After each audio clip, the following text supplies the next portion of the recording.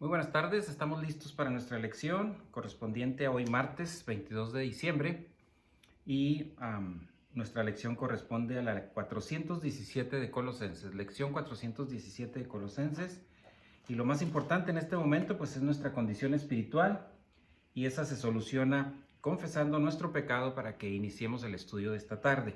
Así que voy a dar tiempo para que cada quien en su privacidad pueda confesar su pecado y luego juntos vamos a orar.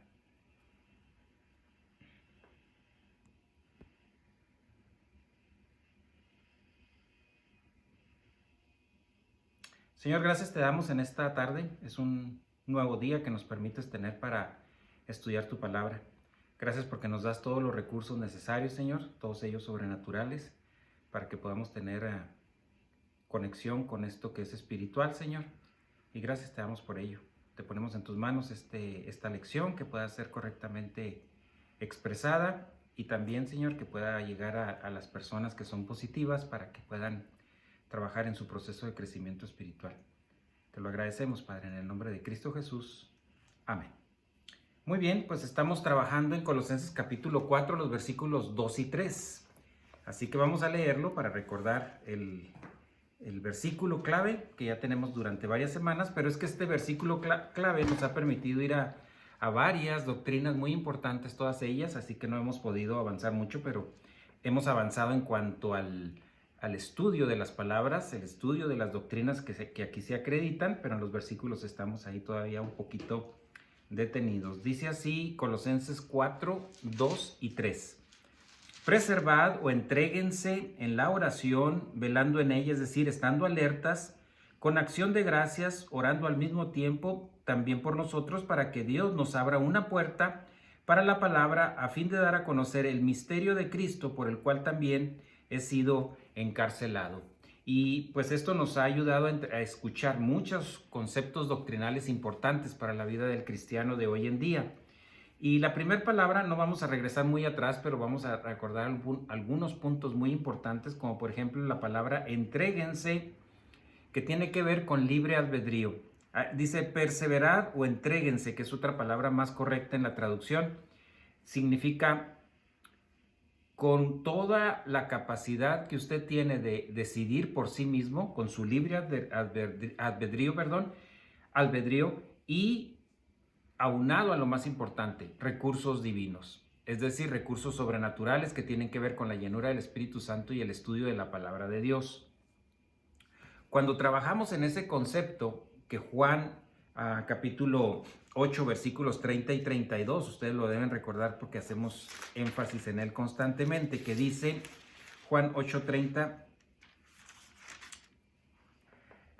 al hablar estas cosas, muchos creyeron en él. Estaba evangelizando en ese momento, presentando las buenas noticias a la gente, y algunos creyeron. Entonces Jesús decía a los judíos que habían creído en él: si ustedes permanecen, es decir, tienen constancia en mi palabra, estudian sistemáticamente la palabra de Dios, verdaderamente son mis estudiantes. Y conocerán la verdad, el evangelio, y la verdad, el estudio de la palabra de Dios, los va a hacer libres. ¿Libres de qué? Libres de todas esas ataduras de enojo, ira, rencor, celo, el yo, el egoísmo, la arrogancia.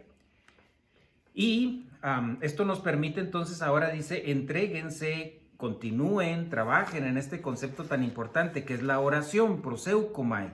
Proseukomai, que se traduce como orando, pero hemos visto que podemos aplicar algunos conceptos importantes en la traducción, que es cara a cara deseando lo que Él desea, cara a cara con Él deseando lo que Él quiere para nosotros, y ese es el concepto más importante de la oración. Y piense por un momento, ¿qué es lo que Dios desea para nosotros? Dios desea para nosotros lo mejor. No hay cosas mejores que Dios desee para nosotros. Por esa causa nosotros deberíamos desear lo que Él desea, porque eso es lo mejor para nosotros. Así que vamos conjugando este concepto. Dios tiene planes para nosotros, Dios desea para nosotros lo mejor. Nosotros nos podemos alinear a su plan, no que Él se alinee a nuestro plan. En 1 Timoteo, capítulo 2.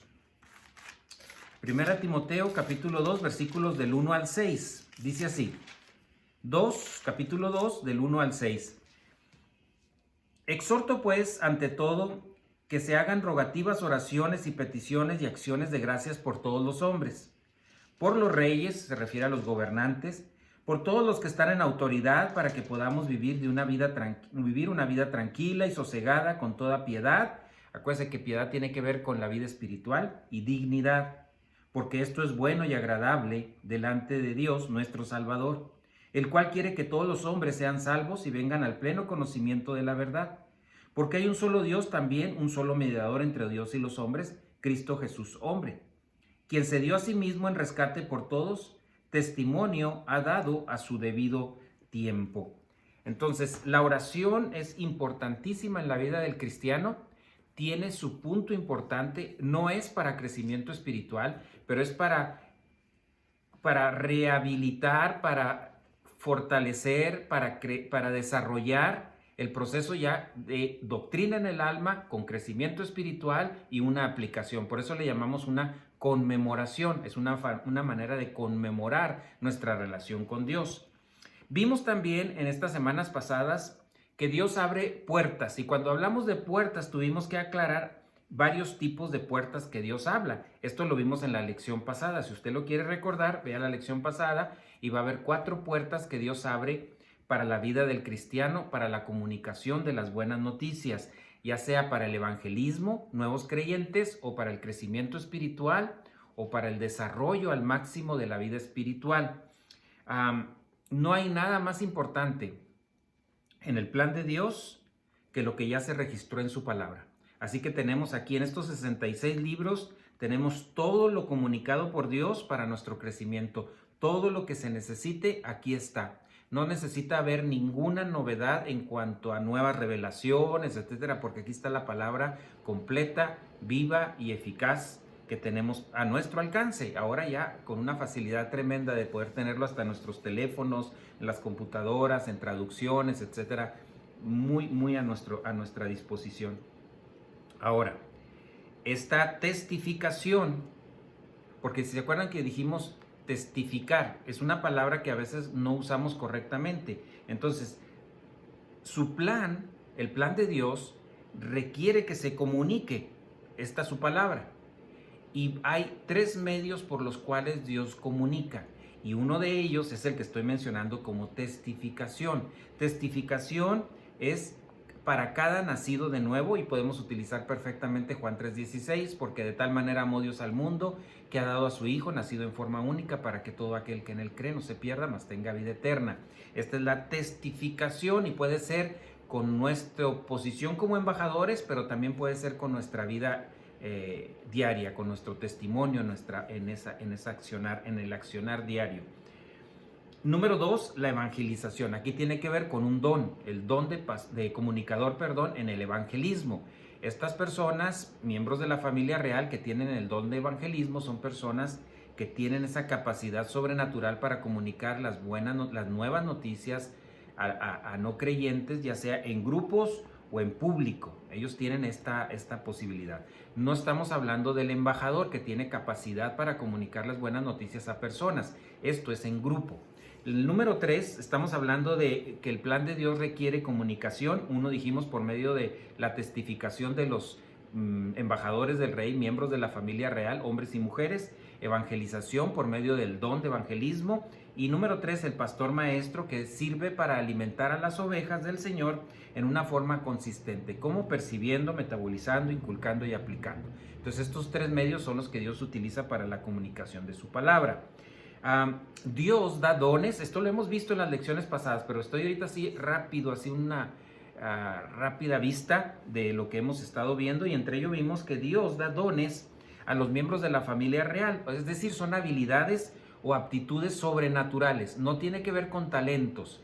Los talentos tienen que ver con habilidades, ya sea físicas, intelectuales, etcétera, que la persona tiene o va desarrollando y va sacando provecho de ello, ¿verdad? Puede ser la música, puede ser el arte, puede ser otras situaciones que pueden también ser útiles en la iglesia. Pero estos dones son especialmente distribuidos en el momento de nacer de nuevo a los creyentes de la edad de la iglesia por Dios Espíritu Santo, para que se lleve a cabo alguna función dentro de la iglesia. Todos los miembros de una congregación tienen por lo menos un don que Dios les ha provisto. es importante identificarlo, pero si no lo ha identificado, usted no se preocupe, relájese, estudie la palabra de Dios y Dios va a proveer la información necesaria para que usted lo pueda identificar y sobre todo ponerlo en práctica. ¿Cómo los distribuye Dios Espíritu Santo? Bueno, Él lo lleva a cabo de acuerdo a su soberanía y por lo menos da un don a cada uno de nosotros como miembros de la familia. Y en 1 Corintios podemos ver información a este respecto. 1 Corintios capítulo 12, versículo 11, que dice así: pero todas estas cosas las hace uno y el mismo Espíritu, está hablando de Espíritu Santo, distribuyendo individualmente a cada uno según la voluntad de Él. No tiene que ver con lo que yo quiero, sino con lo que Dios Espíritu Santo ha decidido en esa forma distribuirlo para cada uno. Los dones entonces no dependen de las habilidades humanas, de que seas moral o de que tengas talentos o logros. Estos son distribuidos por decisión del Espíritu Santo. Ahora, ¿cuál es la función de estos dones espirituales? En cada tiempo, en cada lugar geográfico, en cada época de nuestra dispensación, la localización de los dones espirituales es necesaria para el cuerpo de Cristo. Es decir, no importa si fue hace 1000 años o hace 500 años o hoy 2020. Las necesidades del cuerpo de Cristo, de la iglesia, son iguales y Dios ha provisto estos dones permanentes para que sean ayuda para el fortalecimiento del cuerpo de Cristo, es decir, de la iglesia. Los dones espirituales están formados, están dados a manera de equipo, y eso lo vemos constantemente en la palabra de Dios cuando dice que es como un cuerpo. ¿Y cómo va a funcionar una sola mano? Necesita la mano derecha a la mano izquierda, el pie, todos son importantes dentro del cuerpo de Cristo. Todos los dones son importantes dentro del cuerpo de Cristo. En Romanos capítulo 12, Romanos capítulo 12, versículos 2 y 3, dice así: no se adapten, es decir, no sigan la moda de este mundo, sino vengan a ser transformados mediante la renovación de su mente, de su entendimiento.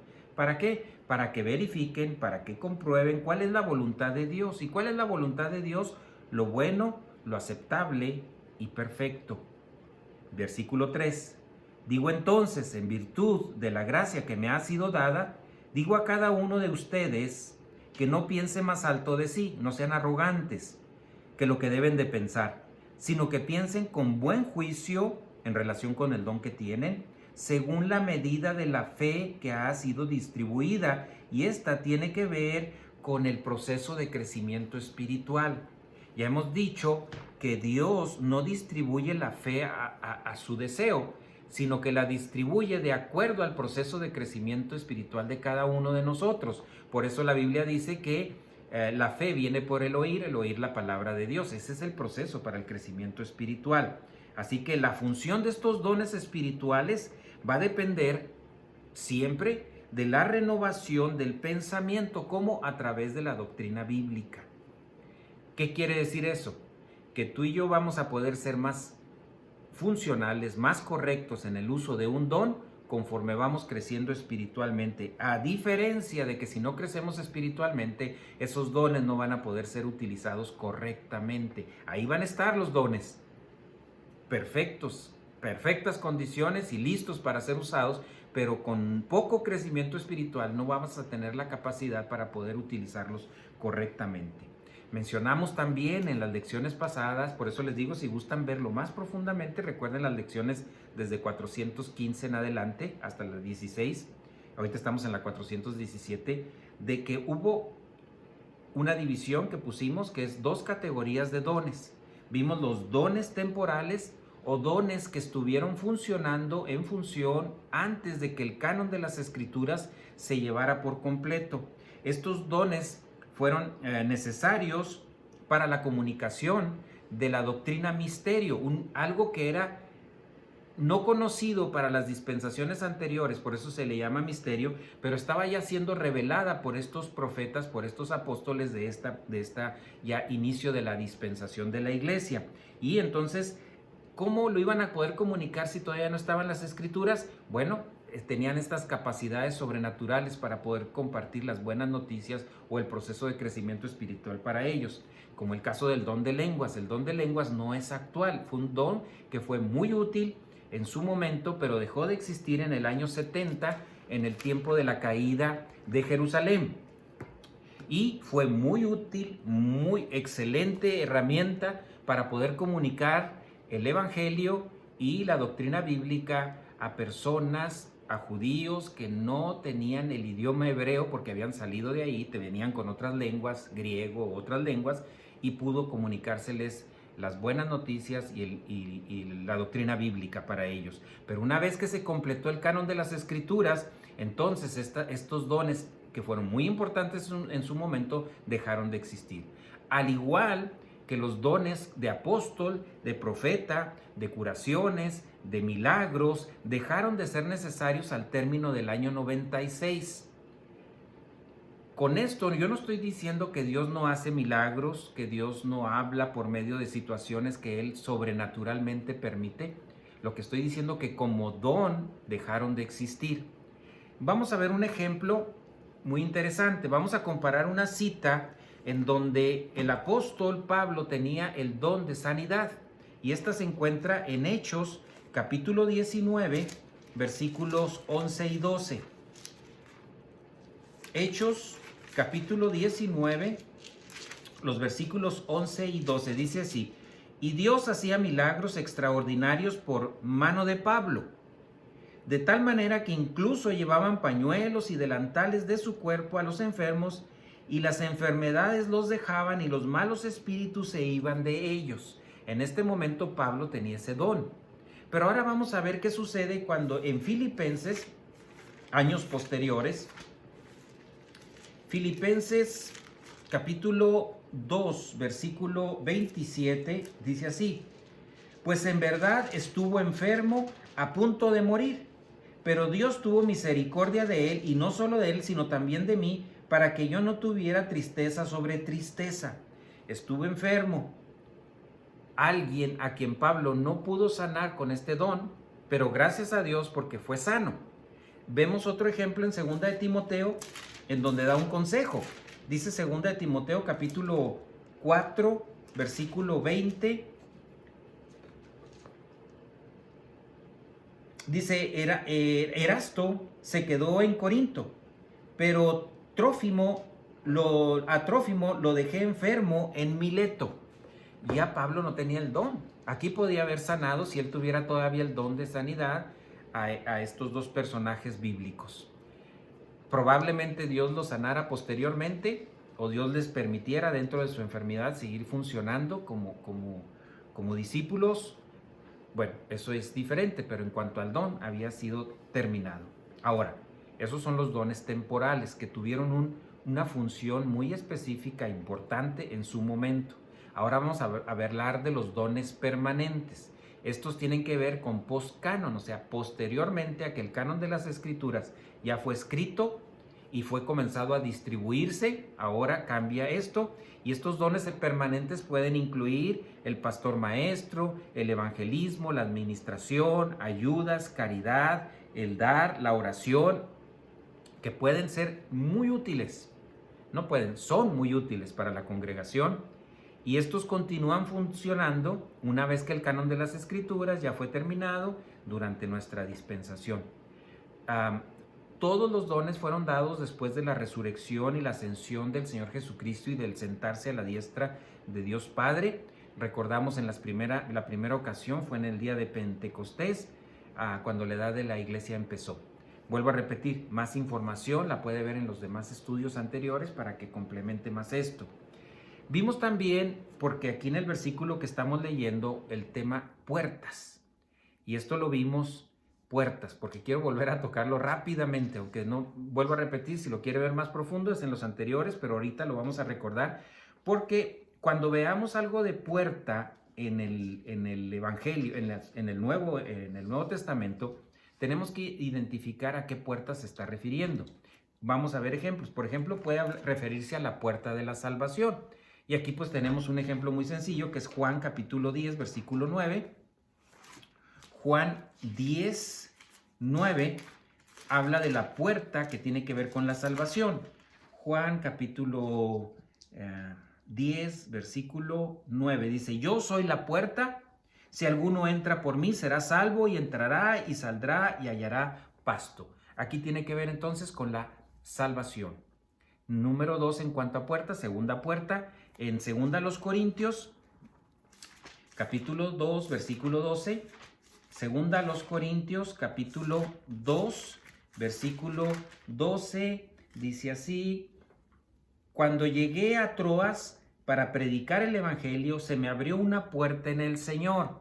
Esta segunda puerta tiene que ver con la comunicación de la verdad, la comunicación de las buenas noticias, el poder llegar a lugares y presentar el plan de salvación. Son puertas que se abren para poder nosotros compartir las buenas noticias, ya sea a nivel de embajadores o a nivel de evangelistas. Tenemos una tercera puerta y esta la vemos en Apocalipsis capítulo 3.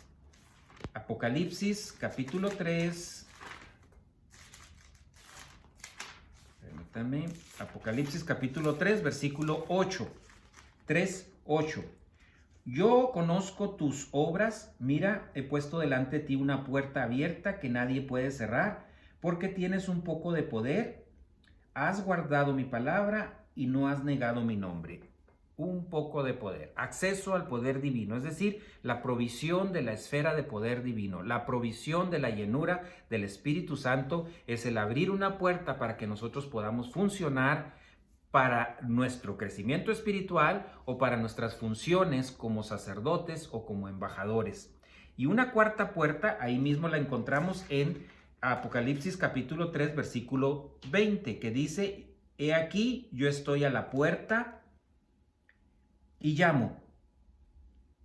Aquí está tocando. ¿Y cómo toca la puerta él cuando está fuera de nosotros? Por medio de disciplina. Está tocando.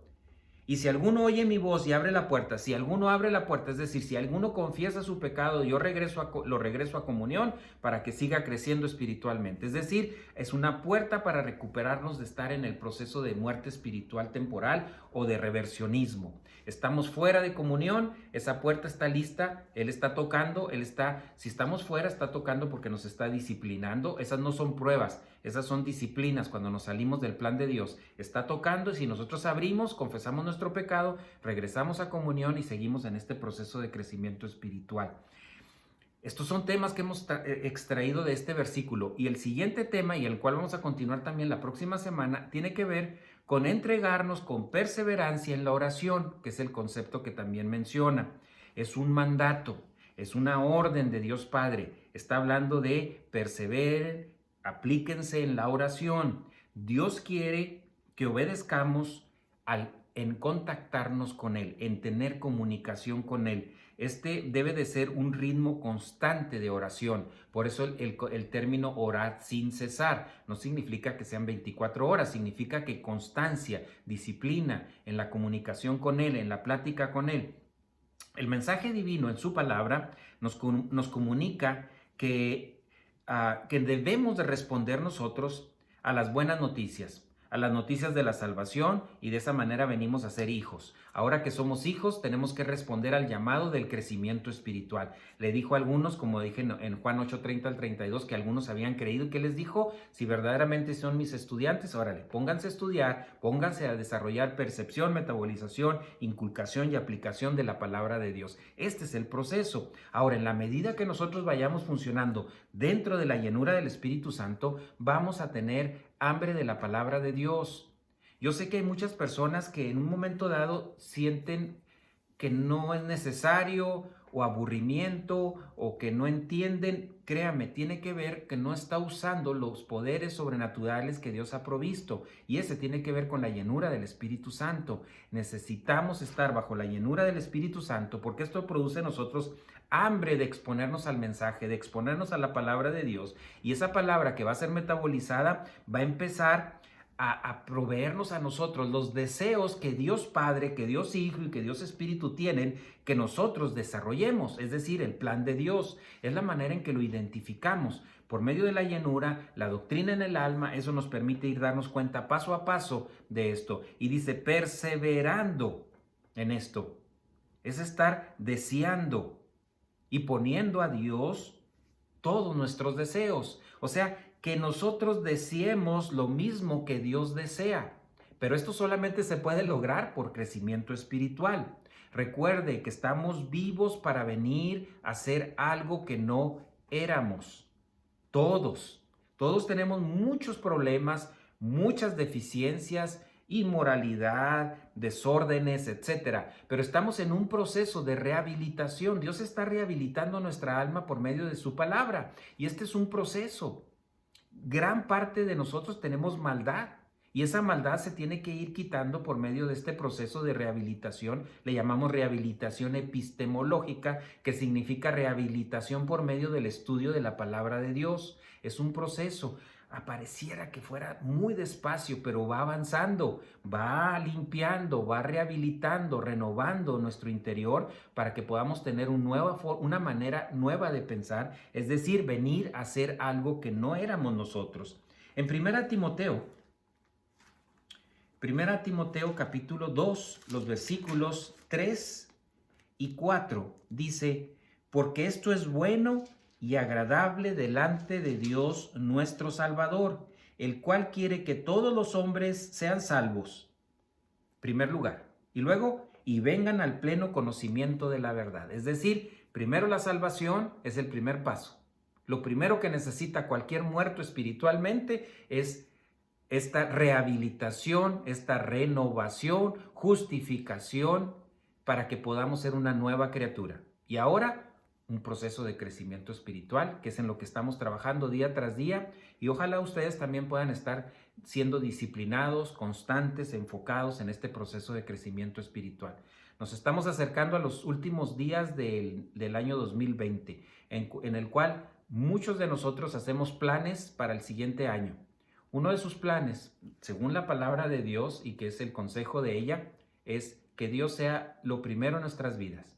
Que Dios tome el primer lugar en nuestra vida, que Dios sea la prioridad de nuestras vidas y todas las demás otras situaciones que tenemos en la vida, todas tengan su lugar correcto, su aplicación correcta, pero sin descuidar lo más importante que es Dios.